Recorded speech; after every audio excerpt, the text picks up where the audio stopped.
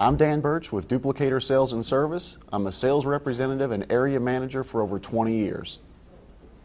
One of the things that stuck with me over time was a saying by the great religious leader Mother Teresa.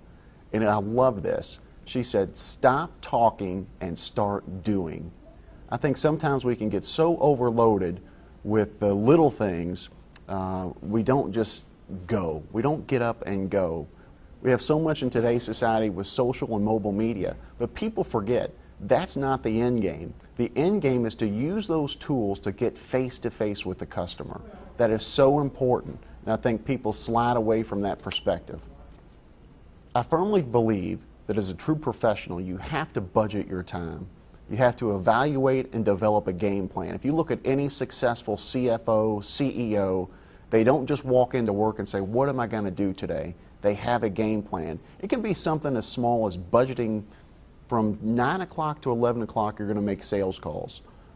From 1 o'clock to 3 o'clock you're going to do follow-ups with customers. You have to have a specific game plan to be successful. I think one of the big things a business owner really should focus on is talking in terms of the customer's benefit.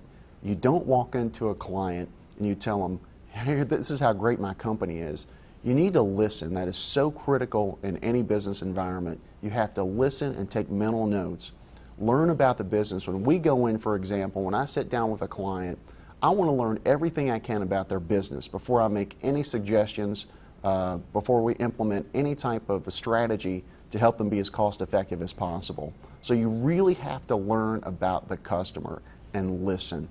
It's such a critical component of today's business world, is just take time and listen to your customer. There's two different ways a business can increase profit. One is to increase sales, and two is to decrease expenses. Most people forget about the latter. They're always looking for ways to increase sales. I think one thing that I see when I walk into a customer's office, and it's typically you look at the same companies, the people that are struggling, the companies that struggle. And I think if you look at one thing in common, it's the underutilization of technology. They just don't use it. Some will actually have it in their office, and they just don't use the technology. They're still using things that are dated from 20 years ago. Where again, in today's information age, people want information now, they want it quickly, they want it accurately. You know, there was a recent statistic that came out from Coopers & Lybrand that said professionals use between 5 and 15% of their time to read documentation. But they use 50% of their time to find that documentation. Look at the critical waste. If you still use a filing cabinet, you're wasting time and money.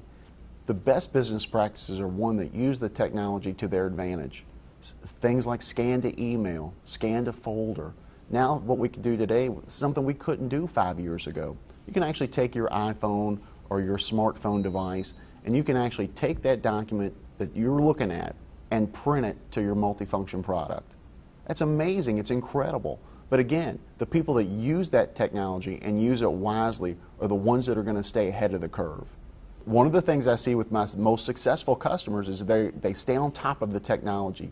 They're always looking for change, not just for change's sake, but to always use that as an implementation to better their organization. And when their organization is efficient, their costs are down, their profits are up, and they're a more successful company.